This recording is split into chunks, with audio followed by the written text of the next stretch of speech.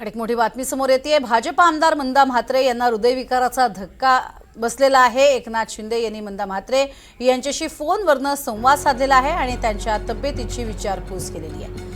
आमदार मंदा म्हात्रे या खरं तर गेल्या काही दिवसांमध्ये अधिवेशनामध्ये सुद्धा आपल्याला पाहायला मिळालेले आहेत। रोज हजेरी लावत अनेक विषयांवरती अनेक मुद्द्यांवरती ते बोलत असतात आणि त्यातच आता मंदा म्हात्रे यांना हृदयविकाराचा धक्का आलेला आहे। भाजप आमदार मंदा म्हात्रे यांची एकनाथ शिंदे यांनी फोनवरून संवाद साधलेला आणि त्यांची विचारपूस केली।